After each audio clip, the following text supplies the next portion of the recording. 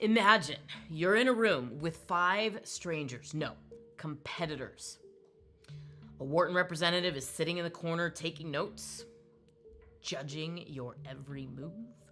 You've been given a vague business prompt about which you're about to have a 35-minute discussion with your competitors. And here's what everyone in that room is thinking. I need to stand out. I need to say something smart. I need to show leadership. But that thought, that exact thought, is what's going to get most of them rejected.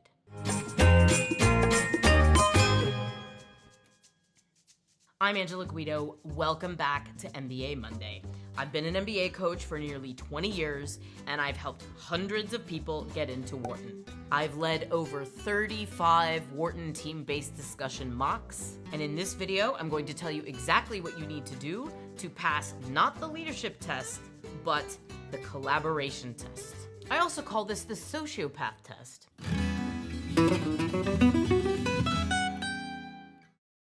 In the early 2010s, Wharton had a problem because the class size is huge and everything from classes to clubs to recruiting requires extensive collaboration.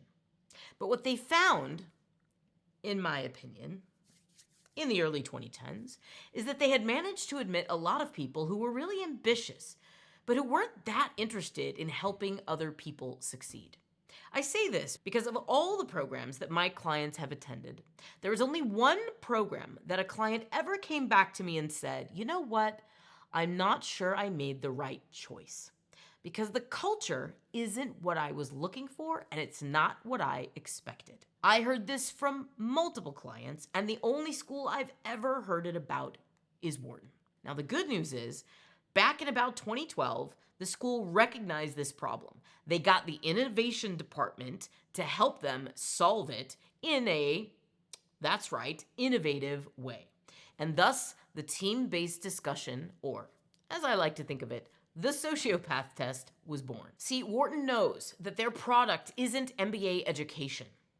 It's MBA students and alums. So they needed a class and a culture of people who are likable, who are easy to work with, and who are eager to collaborate. So they scrapped the traditional one-on-one admissions interview and replaced it with a team-based discussion, which I suspect they may have borrowed from McKinsey, because when I was recruiting with McKinsey, I did a team-based discussion that was kind of a lot like the Wharton team-based discussion. Wherever it came from, it became the hallmark of the Wharton admissions process. It's a pretty good simulation of what life at Wharton is like. You don't get to choose your learning team. They assign you to a deliberately diverse small group of students with whom you are going to learn during your MBA. Different countries, different industries, different personalities, and if one person on the team is toxic, the entire team suffers. So the TBD is Wharton's insurance policy. In 35 minutes, it's designed to answer the question, do I want to be on a learning team with this person at 11 p.m. on the night before the final is due? Or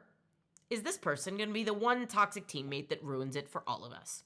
Once you understand that, everything about the team-based discussion makes sense. So, what actually happens in the room?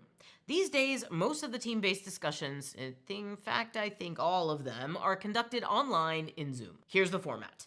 You're put in the room. Things like design a brand new leadership intensive for Wharton's McNulty leadership program on a $25,000 budget, or propose a new impact community for an emerging global issue, building on Wharton's existing social equity and environmental communities, or design a new global immersion program including international travel. The pattern here is that most of them are asking you to build a brand new Wharton program from scratch. It's going to require you to do some research, to know what's already on offer, and to build a solution that's going to fit into the existing Wharton ecosystem. But that's the easy part. Coming up with your pitch, coming up with your idea is the first step, and it's something you'll want to do before you enter the room. But then the real test begins, which is, can you have a discussion about this fairly nebulous topic with your idea and 5 others with different ideas without creating a turf war?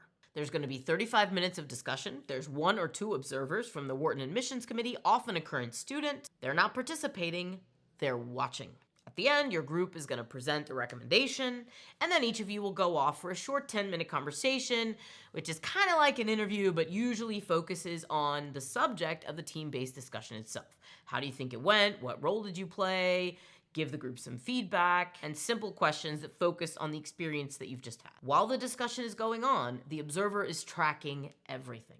Who speaks first? Who speaks last? Who builds on other people's ideas? Who just restates their own ideas? Who interrupts? Who brings in the quiet person? Who changes their mind when new evidence comes up? This is not a simulation of a McKinsey case. It's a simulation of a learning team meeting. Now, let me tell you the 4 archetypes that tend to show up in these team-based discussions that are the person that you don't want to be. I'm basing these archetypes on having done, again, more than 35 team-based discussions over the years, preparing applicants for their actual Wharton TBD. Archetype number 1, the most recognizable, the alpha. This person probably speaks first, they speak the loudest, they might set the agenda, using catchphrases like "let me synthesize what we've heard so far," even just 2 minutes into the discussion. The alpha thinks they're demonstrating leadership and process management, but the note taker observes that they are reluctant to share airtime. The attempt to exert too much control over the group process is going to result in a ding, unless the alpha has moments of genuine stepping back and listening and allowing others to take the floor later in the team-based discussion. How to avoid being the alpha? Watch your contributions. Make sure that you're not speaking way more than everyone else. Make sure that your contributions build on what others are saying, and be willing to step back and let others step in. Leadership in this room is more like making space rather than claiming it. Archetype 2 is the framework person. As a former MBA consultant, I myself probably, if I had to do the team-based discussion, I'd be the framework person. So if we think about this in a 2x2 matrix and we evaluate the pros and the cons of in a 35-minute discussion about creating a course at Wharton, you're not going to have room or space to be so rigorous in your analysis of the ideas. You're just trying to get to one idea, and there's nothing really at stake here. It's just a friendly discussion among classmates. So although bringing structure can genuinely be helpful, the problem is when you get too attached to the framework, and then you stop hearing and responding to what's actually emerging from the group. Frameworks can be helpful if paired with flexibility, fatal if paired with rigidity. How to avoid being the rigid framework person? Offer every contribution you make to the group as a gift. Like, here's one way we could organize our thoughts around this, and then drop the mic and let other people step in and decide what they're gonna do with your idea. The goal here is to help the group think, not control the whiteboard. Archetype 3 is the ghost. This is the person who doesn't get a word in early, can't get a word in the middle, and by the time you get to the end, we've barely heard this person speak. They may be the best possible teammate, but they're going to get dinged because the evaluator just doesn't have enough substance to evaluate. You don't have to be the loudest person, but if you're silent, you remain a question mark. And in admissions, question marks turn into rejections. How to avoid being the ghost is to set a floor. At least 3 to 4 meaningful contributions. They don't all have to be brilliant. They certainly don't have to be perfect. Build on someone else's point, ask a sharp and well-timed question, or summarize where the group has landed. Quiet and thoughtful is fine. Invisible is a way out the door. And finally, archetype number 4 is the administrator. This is a very sneaky one because it looks really helpful, and it genuinely is. Someone has to watch the clock. Someone has to keep the team moving in a positive direction before time runs out. So the administrator volunteers to be the timekeeper, the scribe, the traffic cop. Okay, we've got 8 minutes left. Let's hear from someone who hasn't gone. And for the first few minutes, the group loves them. They're bringing structure and order to the process. The problem is that's all they do. They never actually take a position. They never actually put an idea on the table that could be accepted or rejected by the group. They manage the conversation instead of contributing to it. You can't evaluate someone's thinking when all they did was run the stopwatch. The hard truth here is that process is a supporting role, and you can't get a Wharton supporting role. They want to see what you think, how you contribute, and how you collaborate, not just that you can keep a group on task. How to avoid being the administrator is to earn the right to facilitate by contributing first. Put a real idea on the table and take a position. Add to something that someone else has said. Be a part of the flow of the conversation. So be the person with both a point of view and the generosity to organize the room. just never only the second one. So here's the playbook. Number 1, make sure at least one of your contributions builds on someone else's idea. I want to build on what James said about pricing strategy. Here's how we might expand on that. For example, this signals immediately that you're a collaborator and not a competitor. Number 2, cede the floor to someone else.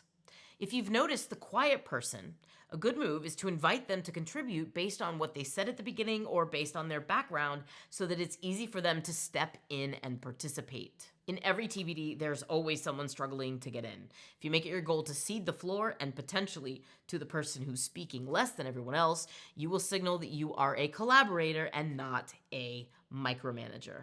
Number 3, synthesize. Don't just restate your opinions or what other people have said. Look for the moment when you can say, so what I'm hearing is that we're converging on option B because of X, Y, and Z. Does that reflect everyone's understanding of where we're at? Bring different ideas together and stay in the flow of the conversation so that you can keep it moving forward without puncturing the stream with your own ideas. That shows you can listen, synthesize, and check for alignment. That's an incredibly important managerial and collaboration skill. That's what Wharton wants. The Wharton TBD is not scary once you know exactly what they're looking for. It's not a leadership test, it's a collaboration test. It's not a test of your business acumen, your IQ, or your ability to dominate a conversation or lead a room. It's actually a test of whether the 5 other people who are competing with you for seats at Wharton would actually want you in their learning team. If you're catching this video at a time when you've been invited to participate in the team-based discussion as part of Wharton's interview process, you can join one of our Wharton TBD mocks at this link right here, mbaprotocol.com/Wharton. We'll give you the chance to test out what it actually feels like to collaborate with other amazing people, and then we'll give you really in-depth feedback about how well you collaborated versus were you actually trying to lead. If Wharton is your dream school, I am rooting for you.